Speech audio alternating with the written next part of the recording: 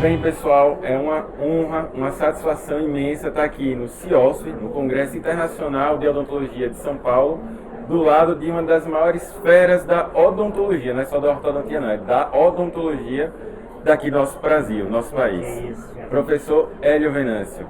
Obrigado, professor Hélio. A satisfação é toda minha, cara, de estar aqui com vocês. Você sabe que você é um cara muito querido, um grande amigo. Então, realmente, eu tô feliz pra caramba de estar aqui. Que bom. E, pessoal, não posso deixar de ilustrar aqui, registrar que a pessoa que me fez ter vontade, ou seja, sair daquela inércia de atrasar o podcast, foi esse cara. Quando eu escutei o podcast que ele começou no ano passado, né, eu decidi, vou começar o meu. E aí, então, Hélio, fica aqui gratidão imensa, porque você não só me estimulou para algumas coisas que eu faço hoje em dia nas redes sociais, no ensino, mas também no podcast. Bom, cara, eu fico feliz demais. Valeu. Obrigadão. Então vamos lá, pessoal, para vocês conhecerem um pouquinho do professor Hélio. Quem é o professor Hélio Venâncio? É uma pergunta? É uma pergunta. Isso é sacanagem. Pô, cara, eu sou um cara muito simples, você sabe disso. Eu gosto de coisas simples.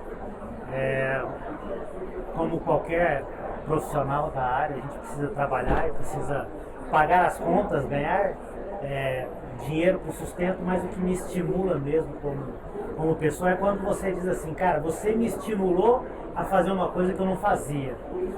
Isso para mim vale muito, muito mais que dinheiro, sério.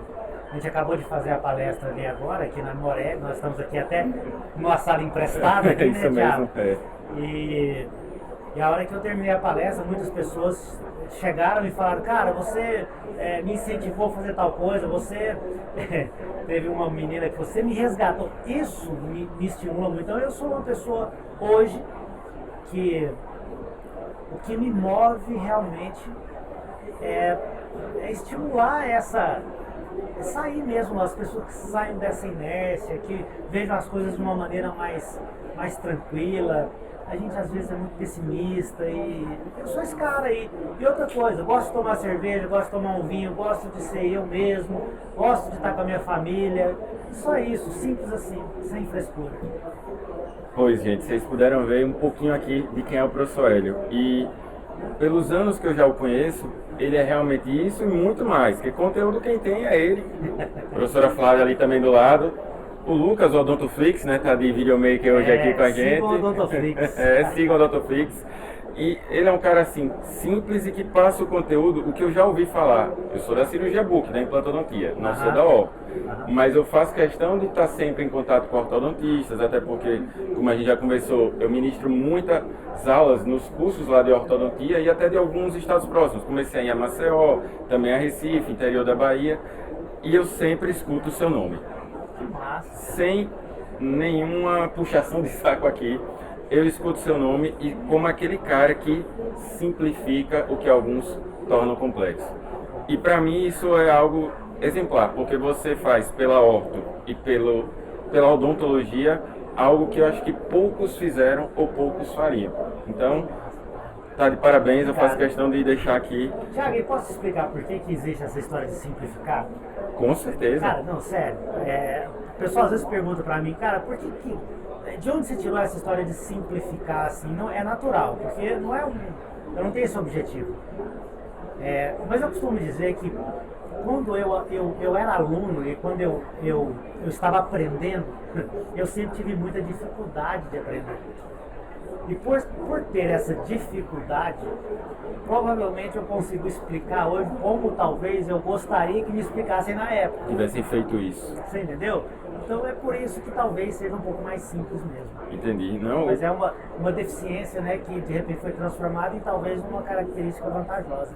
Converteu aquilo que talvez tivesse sido negativo no passado em uma coisa extremamente positiva para o aprendizado de todos, né? Exatamente. E por falar em aprendizado, eu venho com uma segunda pergunta. O que é que você acredita que o ensino online ele é hoje, presente, e o que ele vai continuar sendo nesses próximos anos? Porque só vocês que estão nos acompanhando, pessoal, vocês compreenderem, o professor Hélio é uma das referências também no ensino online, aqui da odontologia. Sim. Fora os presenciais, né? A gente acabou de ter uma palestra dele presencial aqui no Congresso. Então, o que é que professor Hélio poderia dizer de futuro e presente do ensino online? Ensino online? Pelo que eu tenho visto, Thiago, é o seguinte. Eu acho que o ensino online ele tem um futuro fantástico, fantástico. Principalmente por a gente conseguir alcançar pessoas que nunca poderiam estar aqui assistindo uma palestra presencial. A gente pode até pensar que é normal para nós, que moramos em grandes centros ou em centros próximos de grandes centros, que temos a condição de, por exemplo, pegar um avião, vir aqui para São Paulo. Mas a gente às vezes esquece que tem pessoas que, além de estarem muito distantes, não tem nem a condição financeira para isso, cara. É sério isso. Concordo. E o ensino online, o que ele proporciona? Você pode estar dando a sua aula exatamente como você está dando aqui no congresso, lá dentro da sala da casa da pessoa. Isso é fantástico. E o ensino online que nós praticamos hoje, eu, o Thiago, ele sabe disso, ele tem uma pegada muito diferente. E eu vou falar uma coisa, eu creio que você vai concordar comigo. A proposta do ensino online não é ensinar. Parece que é ensinar, mas não é ensinar. É através do ensino transformar a vida daquela pessoa que está assistindo aquele curso. Então, eu tenho certeza absoluta disso. Quando você vai montar a sua aula, quando eu vou montar a minha aula, eu não estou ali montando uma aula para dar a aula, para dar um conteúdo da aula. Eu tenho que dar aquele conteúdo e naquele momento eu preciso pensar, naquele conteúdo eu preciso pensar assim, cara, como é que esse cara vai pegar esse conteúdo e ele vai usar para transformar a vida dele? Aplicar, ser bem sucedido, se tornar uma referência, ganhar dinheiro, pagar suas contas, botar o filho na melhor faculdade, e isso é a vida. Transformar literalmente a vida daquele profissional. Então eu acho que, eu não sei te falar exatamente de quando que isso surgiu, mas isso surgiu com essa proposta, você sabe que é uma proposta de transformação, mas essa proposta de transformação, cara, é o que mais me fascinou e que não deixa a gente parar, e você sabe que a gente trabalha 12, 14, 16 horas por dia. Se deixar 24. Se deixar 24 horas por dia. Se o pessoal estiver duvidando, pega vídeo meu de 3 anos atrás, meu cabelo era quase preto ainda. Então não é fácil. Por isso que o meu tá ficando branco. Por isso que o seu tá ficando branco. E eu vou dar risada quando estiver todo branco. Mas vai acontecer. Vai acontecer. Mas eu concordo plenamente. E essa transformação, para mim, eu tive uma recente que eu fiquei assim, literalmente estarrecido pro bem. 2 alunos do meu curso online de anestesia fizeram o Enem e disseram que o que eu passei de conteúdo estava diferindo do que eles aprenderam na faculdade. E a gente sabe que isso pode acontecer. Só que eu tenho certeza, assim como você tem, do que a gente passa de conteúdo, que a gente tenta transformar. Essas 2 alunas foram extremamente bem-sucedidas no ENAD. E o resto da turma não, porque acertaram uma questão, acho que é daquelas dissertativas que valem mais, e com o conteúdo que eu passei elas foram eficazes, acertaram mesmo a questão. E eu olho assim, pelo lado de que, pela ótica de que aquelas pessoas que às vezes criticam, não falam tão bem, é porque ainda não conhecem o poder que isso tem de transformação. E até porque o que acontece? É muito difícil você errar no seu conteúdo, você não pode errar. Você sabe por que você não pode errar? Eu numa sala presencial, se eu disser alguma coisa errada, né? Aí de repente o ar-condicionado está ligado, o vento, o ar, ele leva aquelas palavras e elas foram embora. Não ficou gravado. Não. No online não. Tá tudo gravado. Então antes de você gravar e ficar registrado, você pensa muito para falar. Então você tem que estudar muito mais, você tem que falar com assertividade, porque vai ficar gravado. E vai ser visto mais de uma vez pelas mesmas pessoas. Então se tiver errado, no presencial aqui, de repente eu falei, se você falar para mim, Sueli, você falou um negócio errado, eu falo, não, eu não. Ninguém gravou, tá tudo certo. Mas no online não, tá gravado. Cara, você falou uma coisa ali que não tá legal. será? Vamos ver, não falei mesmo, eu tenho que me retratar. E aí Então a gente regravaria. pensa muito mais. Com certeza. De acordo total. Mas que legal saber aqui um pouquinho da opinião do professor Hélio Venâncio, porque ele é um dos precursores, pelo menos é o que eu vejo, é o que eu acredito, e que estimula, no caso, o que eu faço hoje também em termos de conteúdo. Então, mais uma vez te agradeço. Você está vendo que muito do que eu faço, a gente tem alguns mentores na nossa vida, nem sempre é da área. Aqui é um dos mentores que eu tenho à distância. E é algo que eu vejo muito nos livros de empreendedorismo, de negócios e de ensino também. Então, mais uma vez te agradeço. Eu te agradeço também muito, porque olha só, o Thiago, cara, você hoje você sabe disso. O Thiago é um cara absurdamente estudioso, já publicou vários artigos. Ele lembra. Lembro, cara.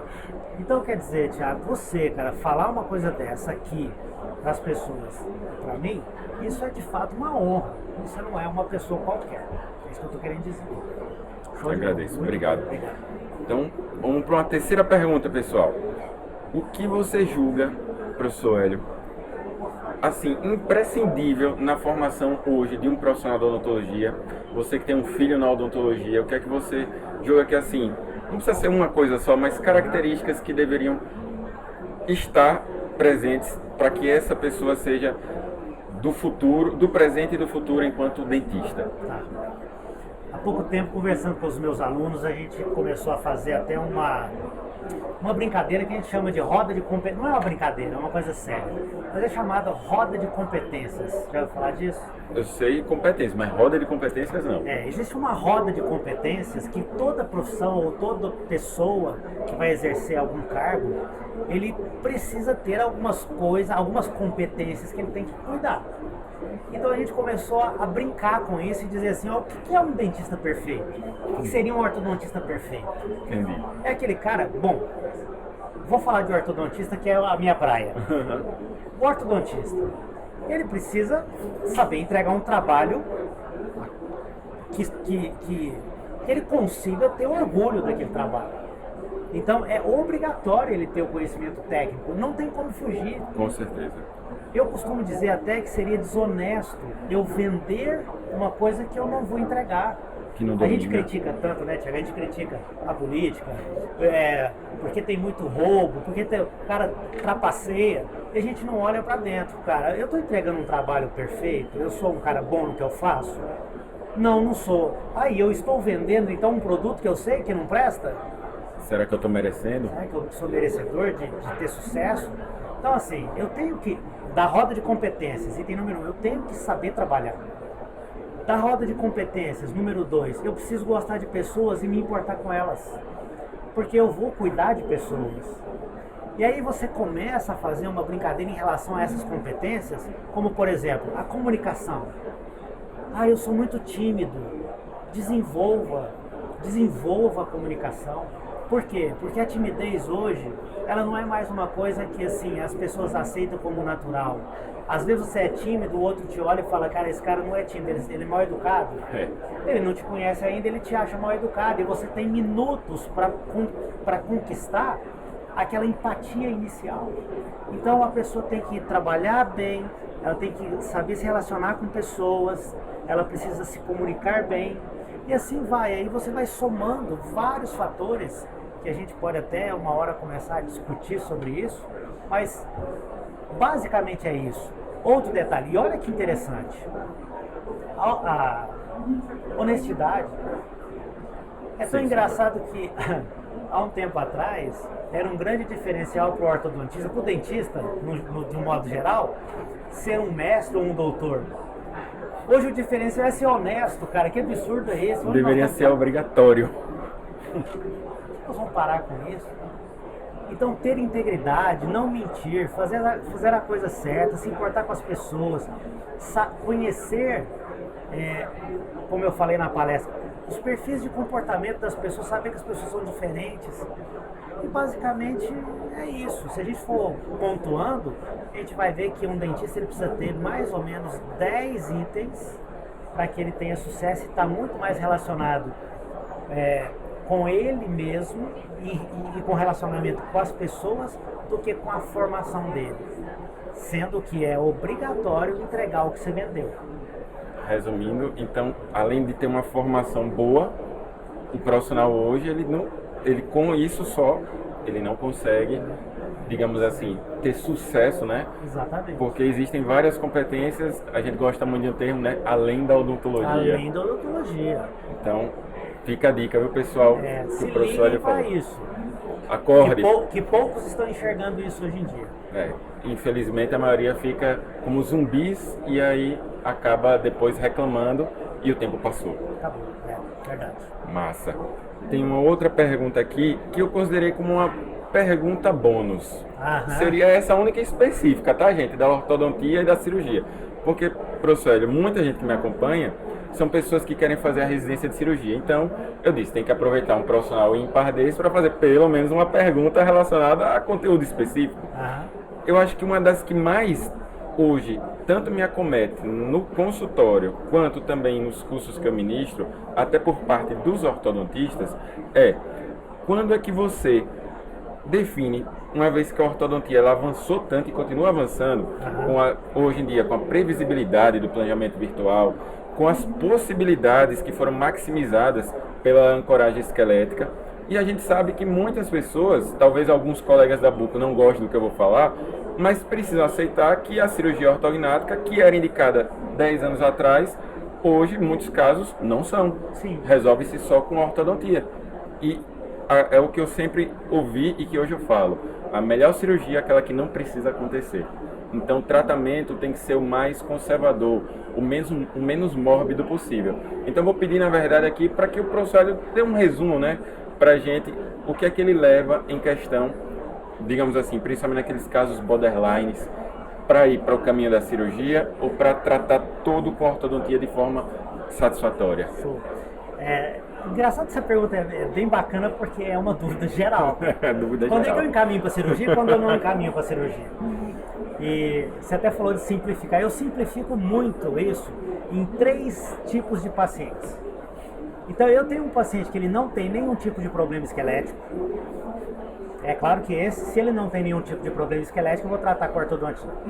Eu tenho um paciente que tem um problema esquelético, que ele é leve, a no máximo moderado. Certo. E um terceiro paciente que tem um problema esquelético de moderado a grave. O que significa isso? Vamos pensar num paciente padrão 2, com deficiência mandibular.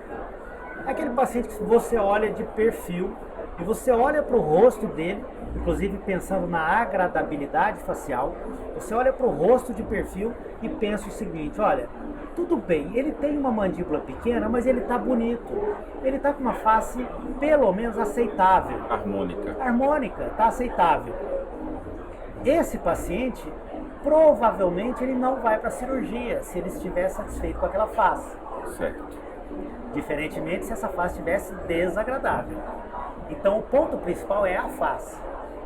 Aí agora que eu olhei a face e pensei, ele consegue sobreviver com essa mandíbula desse tamanho, porque ela não está tão desagradável assim. Aí eu vou olhar lá dentro da boca dele se eu consigo ajustar os dentes para que eu tenha uma oclusão boa, com aquela base óssea.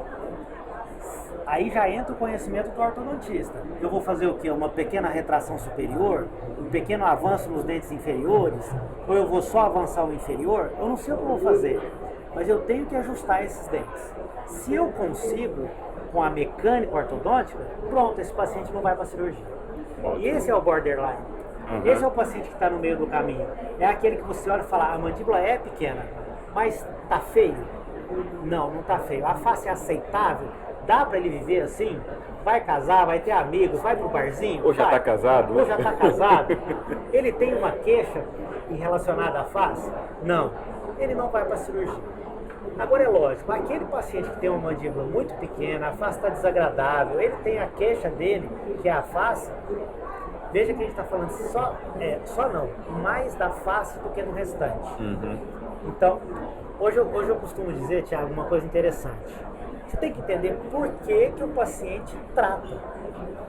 Ele só tem, basicamente, um objetivo. Ficar bonito. É o que ele mais quer. Se relacionar.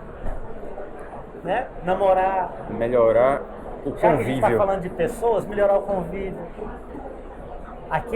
Tudo que a gente sabe em relação à oclusão e tal, claro que você tem que entregar para ele. Porém, o objetivo dele, o que é?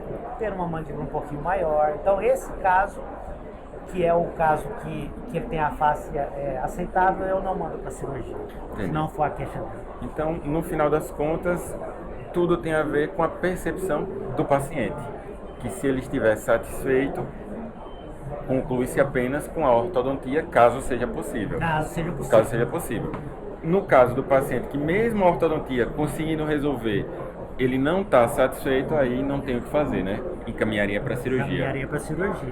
Eu fico muito feliz, professor, de escutar isso de uma pessoa como você, porque muitas vezes eu tento discutir isso com os colegas cirurgiões e há críticas, porque eles acreditam, estamos perdendo pacientes, quando deveriam entender, gente, o mundo avança cada vez mais para que tratamentos conservadores tirem o paciente da cirurgia. Cirurgia tem que ser o último caso mesmo. Exatamente. Mas eu sei que nem todos conseguem compreender. E para você que está na formação ainda, ou que vai pensar na residência, passar na residência, isso é muito bom, é salutar a gente falar disso. Professor Hélio, era só basicamente essas questõezinhas que eu tinha aqui para fazer. Acredito que foi um incrível podcast. Foi uma honra, como eu digo, estar aqui com você, na presença de toda a sua família. Então, pode ter certeza, Flávia, Odontoflix, Lucas. Agradeço de coração por você permitir um pouquinho do seu tempo aqui conosco. Tenho certeza que o feedback de quem está aí do outro lado vai ser excelente. Eu que agradeço de você ter aberto essa oportunidade para mim. Thiagão, além de ser um cara absurdamente trabalhador, workaholic, você vai ter um infarto, você vai ter, já te avisei. A namorada está escutando ali. Tá? Um cara absurdamente inteligente e competente, certo?